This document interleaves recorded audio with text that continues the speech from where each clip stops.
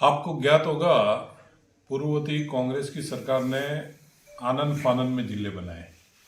जब जिले बने, उस जिले का जो नोटिफिकेशन जारी हुआ उसके बीच में बड़ा गैप था। फिर बाद में रानीवाड़ा, बागोड़ा में बड़े धरना प्रदर्शन हुए। सरकार ने तत्कालीन जब जिले बनाए, उस टाइम पे बागोड़ा को रानीवाड़ा से जोड़ा कि भाई डिप्टी जो ऑफिस है वो रानीवाड़ा लगेगा। रानीवाड़े की एक पंचायत ली, एक पंचायत समिति ले ली बागोड़ा, और सांचौर एक विधानसभा, जिसको तोड़ मरोड़ के जिला बनाने की कोशिश की। और तत्कालीन मुख्यमंत्री महोदय ने भी सम्मान्य सुखराम जी को ये कहा कि आप रात को सोए और सुबह जिला बना दिया।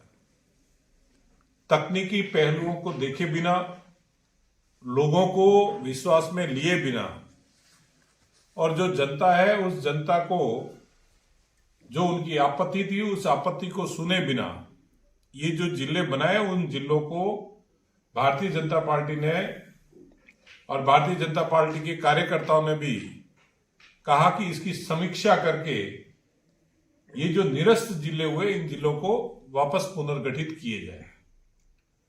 हम आज भी इस विषय पे सरकार से चर्चा कर रहे हैं कि इनकी समीक्षा होनी चाहिए, लेकिन जो तकनीकी कारणों की जो कमी कांग्रेस की सरकार ने रखी, उन कारणों को खत्म करते हुए ये जिले पुनर्जीवित करें। सांचौर जो है वो रानीवाड़ा के धरने का और बागोड़ा का जो धरना हुआ उसका इफेक्टेड है। और आपने देखा होगा कि जिस दिन इसकी नींव रखी गई उस दिन मुहूर्त भी शायद इन्होंने अच्छा नहीं निकाला था। देवासी समाज का एक बेटा उसी दिन यहां पे उसका खून हुआ और लहू की नदियां जो सांचौर की जमीन पे बिखरी, उस कलंक को भी मिटाया। आज हम चाहते हैं कि सांचौर वापस जिला बने, लेकिन एक शांत, एक सुंदर जिला जो यहां की लोगों ने कल्पना की है वो बने। यहां पे नशे का व्यापार बहुत बढ़ गया, जिसको अंकुश रखने के लिए पाकिस्तान की सीमा जो सटी हुई है, साथ ही जालौर यहां से बहुत दूर है। इन सब पहलुओं को देखते हुए यहां पे जिले का निर्माण हो, जिसमें जो भी जिले में समावेश हो वो सब खुशी खुशी सांचौर आए।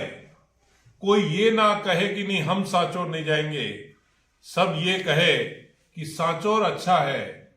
ऐसा जिला हम कल्पना कर रहे हैं, और जिसको बनाने के लिए जनता के साथ में हम हमेशा, भारतीय जनता पार्टी का हर कार्यकर्ता खड़ा है। लेकिन एक चीज जरूर वापस मैं दोहराना चाहूंगा कि तत्कालीन सरकार के मुखिया ने जब जिले बनाए, जिन जिलों में तकनीकी पहलुओं से कमी रखी, आज जो धरना दे रहे हैं उस सरकार के जो मुखिया सांचौर के, मैं उनसे निवेदन करना चाहूंगा कि आपको तब थोड़ा ध्यान देना था। आपके ही जो लोग हैं उन लोगों से बातचीत करके उसका समाधान निकालना था। आपको ज्ञात होगा, बागोड़ा के अंदर हमारे विधायक का विरोध किया था। हमने हमारे विधायक को वहां पे भेजा, लोगों से सामंजस्य बिठाने की कोशिश की, और हमने वहां पे लोगों को ये कहा कि बागोड़ा का जो हित है उस हितों को ध्यान में रखेंगे। जो इन्होंने बागोड़ा के साथ में अन्याय किया, उस अन्याय को हम नहीं होने देंगे, ये भी हमारे विधायक ने, भीनमाल के विधायक ने कहा था। ऐसा ही इनको भी करना चाहिए था कि यहां की जनता और वहां की जनता के बीच में सामंजस्य बिठाए। इनके जो जनप्रतिनिधि है उनसे बातचीत करे, और उनसे बातचीत करके सारा सामंजस्य अगर बिठाया होता तो शायद ये सांचौर जिला निरस्त नहीं होता। क्योंकि तकनीकी पहलू जो इन्होंने कमी रखी, इन्होंने शायद उस टाइम पे आनन फानन में जो मर्जी आए वैसे जिले बनाए। आपने पहले भी सुना होगा, कलेक्टर कार्यालय के लिए यहां पे जमीन नहीं है। कलेक्टर कार्यालय के लिए जितनी जमीन चाहिए उस जमीन से आधी जमीन का प्रपोजल भेज रहे हैं। ये कह रहे हैं कि हम गुजरात के साइड में कलेक्टर कार्यालय बना लें। आप सोचिए कि गुजरात साइड में आप गुजरात बॉर्डर पे कलेक्टर कार्यालय बनाओगे, सांचौर की जनता या रानीवाड़ा की जनता वहां कैसे पहुंचेगी?